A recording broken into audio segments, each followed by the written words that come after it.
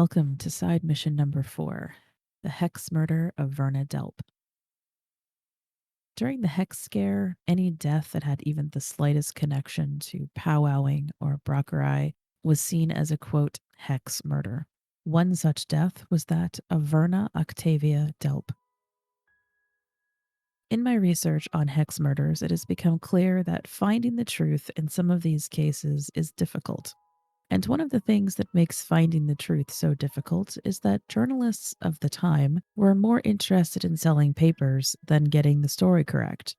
What I found to be worse is that some more recently published books on this subject, which include this murder in particular, have the facts wrong.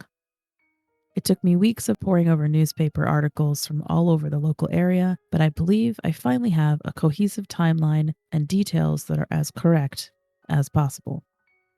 Examples of the lack of attention to the details of the case include our victim, Verna Delp, sometimes being referred to as a foster daughter and other times as an adopted daughter. Sometimes her age is listed at 21, sometimes at 22. It seems as though the journalists were not very interested in the victim at all, but rather the possible magic they thought killed her. And as I will explain in a few minutes, newspapers from out of town got many of the details of this murder incorrect, which may be the reason that at least one book on Pennsylvania witches is also incorrect. There is very little written about the victim herself. Only one article in the Reading Times newspaper, March 20th, 1929, shed some light on who Verna was as a person at the time of her death. She was described as a shy, slight girl with minor physical health problems. In the months leading up to her death, she had become increasingly concerned that someone was going to kill her, and she bore a heavy secret that no one, not even her adopted family or closest friends, knew. She was going to be a mother. The majority of the local news articles referred to Verna as the adopted daughter of a prosperous farming family, August and Emma Derhammer. I was very curious as to how Verna wound up being an orphan, and I began digging into the Derhammer genealogy. I found that August's mother was Anna Delp, born September 21st, 1816. Anna had an unknown spouse or partner with the last name Schisler, with whom she had a son named Harrison. She would later marry Henry Derhammer and give birth to one girl, Ava, and at least 4 boys, Louis, Abraham, Reuben, and August Derhammer. I continued to search through the Delp family using August and his family as my anchor. Verna's father was Herbert Delp and her mother was Ida Schock. They were married in August of 1906, when Herbert was 16 and Ida was 17. Neither of them was of the age of consent for marriage. Herbert, having lost both of his parents at a young age, had his uncle John Arndt sign for his marriage as his guardian. Ida had her mother, Mary Jane Deal, sign for her consent. Verna was born to them in July of 1907. Unfortunately, Verna lost her father before she ever got to know him, as Herbert passed away on February 5, 1908. It is unclear exactly what happened to Verna after her father's death. Perhaps Ida could not bear raising her daughter on her own after losing her young husband so suddenly. She may have turned the child over to the Derhammers at this point. It's possible that Anna Delp Derhammer was related to Herbert Delp in some way. Although I could not secure the direct line for the family connection, they could have been 3rd or 4th cousins. Continuing with Verna's mother, Ida, 5 years after Herbert's death, she remarries a man named George Washington Remmel in 1913. That same year, she gives birth to a son, Floyd Remmel, who would be Verna's half-brother.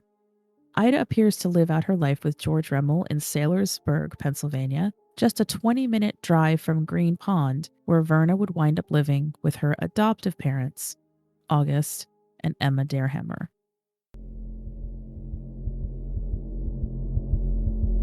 On Friday, March 15th, 1929, August Derhammer accompanied his adopted daughter Verna to the trolley station in Easton. The trolley left at 7 a.m. with a cheerful Verna waving goodbye to the man she called her father. It would be the last time that August would see her alive. Late Saturday night, March 16th, two men were walking the grounds of the Catasauqua Gun Club near the emergency landing field of the Transcontinental Air Mail Company. There, in a muddy field, they found the body of Verna Delp.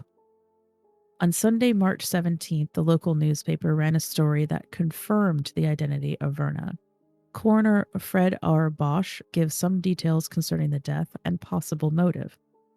He states that there are several poisons found during the initial autopsy, but immediately tells the local press that he is not certain if there is sufficient amount to cause her death. He orders a more in-depth investigation to be carried out by two different laboratories. A, quote, positive motive was revealed, according to Coroner Bosch, and the first person who is mentioned as needing to be questioned is Verna's lover, Frank Masters. The positive motive was most likely her pregnancy. But Bosch also mentions that they should question 29-year-old Charles T. Bellis, Verna's Pow-wow doctor. At this time, August Darehammer has told police that it was he who suggested Verna see Bellis for problems with her eczema. He confirmed that Verna had been to him at least 8 or 9 times already, and that he thought Verna was going to see Bellis that Friday morning, the last time he saw her. Lastly, this article goes into great detail concerning the 2 pieces of paper found on Verna's person. The pieces were attached to the interior of her clothing with a safety pin. I will discuss the symbology of these 2 pieces of paper at the end of the episode. On the same day, March 17th, the New York Times runs a story in which 3 poisons are the main focus. And this article mentions that another pow-wower is being sought in connection with her death, and upon his initial questioning, Bellis has insisted that he is a faith healer rather than a pow-wower. There is a suggestion that the police think that Verna may have been going somewhere else completely all the times that she left Easton area, and they begin to postulate whether or not Verna was forced to take poison, or if she did it to herself, either by thinking it would heal her, or it would be a means of suicide. On March 19th, another local newspaper runs the more complete story of Verna's death and includes a few more details. Here the investigators are leaning more towards a suicide, but have not ruled out murder. One reason is that Verna's shoes were not muddy. It was as if someone had carried her to the spot and laid her on her back. It is also revealed that Verna's lover, Frank Masters, learning that he had been mentioned in a previous article, came in for questioning voluntarily. He was not arrested and he was never charged. Without knowing exactly what killed Verna at this time, the investigation is at a standstill. On March 20th, the Morning Herald newspaper announces that Charles Bellis is arrested in connection with the death of Verna Delp.